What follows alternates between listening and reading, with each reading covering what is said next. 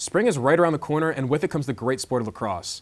Both the men's and women's team seasons are now in full swing, but there are still a lot of questions to be answered about both squads. I'm Charles Reiner alongside Lexy Ladline and Tim Rogers, and tonight we are going to address some of those questions. Starting off with the men's team, the Nittany Lions got off to a rough start to begin the spring, but are coming off a big win over rival Yale, who are ranked 5th in the country. So, Lexy, let's start with you. What was the biggest reason the Nittany Lions came out on top, and who on the team stood out to you the most in the Nittany Lions' victory? I just want to say Penn State isn't the only team that shook up the rankings. There were tons of teams that created earthquake-like feeling in the top 25 rankings.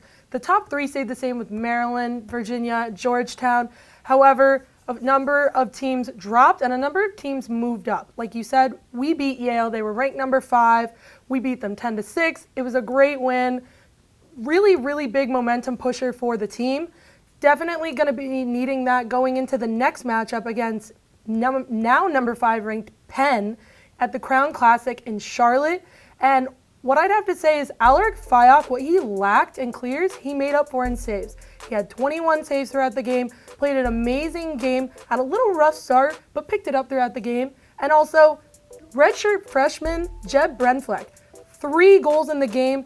Huge momentum push for the team. There were other scorers in Jack Kelly, Mark Sickler, and Matt Costin, which were amazing as well. And I think the team did a really great job, and I'm excited to see how they do in the future. Yeah, Fayok was a big part of that. And as you mentioned, the 21 saves, that was a career high for him. And especially for a Nittany Lions team that struggled in ground balls department and still the face-off department, which is something that Penn State really needs to pick. Now, for a standout player, I know, look, I always talk about Jack Kelly, but right here, I don't know if you guys are going to be able to see this. I actually have visual proof. Here, it's a picture of Jack Kelly, and it says best friend of Tim Rogers. And I happen to be Tim Rogers. So therefore, this means that we are truly best friends. And with that being said, he had an absolutely amazing game. He had himself 2 goals in that one, and really needed to for Penn State.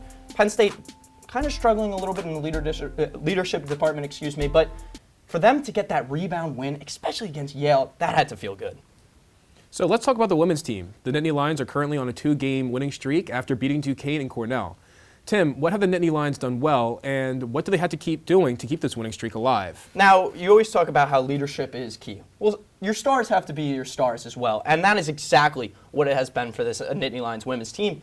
Kristen O'Neal's incredible. I mean, there's no questioning that. I mean, 6 points against Cornell was fantastic. And the transfer, Taylor Reagan also had 6 points in that, and Mary Muldoon, a true leader for that team, having 4 points as well. If Penn State wants to keep going far and keep winning big games, I mean, Cornell is a great school for both men's and women's lacrosse. They always have been. I think they always will be. So for them to pick up that win, that is very crucial for them.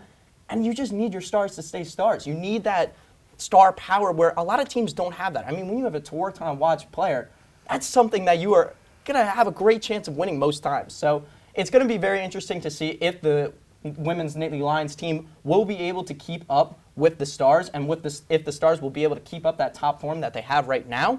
But, I mean, they also have depth scoring too, so we'll see how it plays out for them. Yeah, I definitely agree. Kristen O'Neal is playing at that high level, really leading the team along with Taylor Reagan and Mary Muldoon. But I think leadership starts with the coach. You know, head coach Missy Doherty, she got her 200th win against Duquesne. That's huge. She's now 200-123 going into her 12th season at Penn State and 18 seasons overall. She's really great, and she's really leading this team the way I know they can play.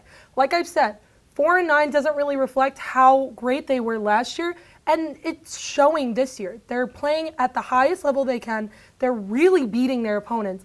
They beat Duquesne 18-4. They beat Cornell 20-11. That's insane. You know, like you said, Kristen O'Neal really playing at her best, having a .850 shots on goal percentage, which is incredible, and it's only going to get better. And I'm really excited to see how they play, especially coming up this week. They have a matchup against JMU and Loyola Maryland is their next game. Both teams are ranked. So I'm really excited to see how they, take these wins and transfer them into even more wins and confidence. Yeah, like you guys said, Cornell has a history of having some great lacrosse teams, like a lot of good teams that play for the Big Red. So to wrap things up, how do you guys see the rest of the season going out after seeing these first couple of matchups for Penn State? All I'm asking for is a Big Ten championship appearance. I'm not saying win the thing. The Big Ten is incredible this year. I mean, you got teams like Maryland, Michigan.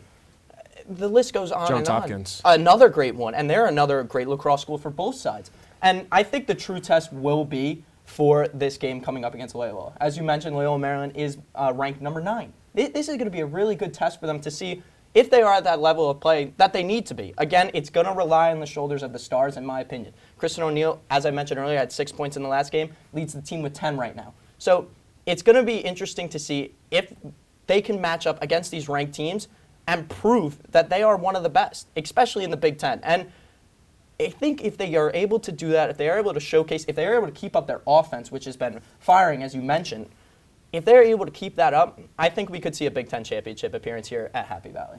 Tim, I think you're being modest for what you're asking. I'm asking for an NCAA tournament appearance, and I know they can do it. Last year, their Achilles heel was Northwestern, and yeah, there are tough teams like Hopkins who beat us in Big Ten play, and Michigan, and other teams like that as well. But this team is incredible. I have never seen a team like this, to be honest, in women's lacrosse. They are tough, they are tenacious, they have leadership, both in the elder players and in the younger players. Like you said, Kristen O'Neill, she's only a sophomore, and all the accolades that she already has proves that she is a leader on this team. Mary Muldoon, she's 8 for 8 right now on goals. 8 for 8. When do you ever hear about that going into their now 4th game of the season soon?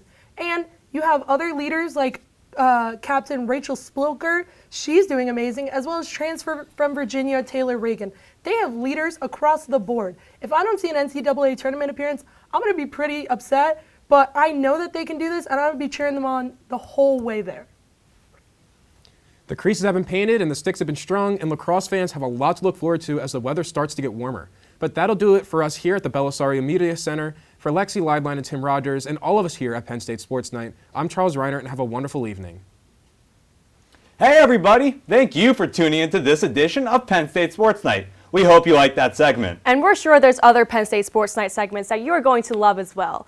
Be sure to subscribe to our YouTube channel for more content. And check us out on social media for updates and behind-the-scenes clips and pics. Follow us on Twitter at PSSN TV and on Instagram at PSU Sports Night to keep up with all the action. For all of us here at the Belisario Media Center, we are Penn State Sports Night.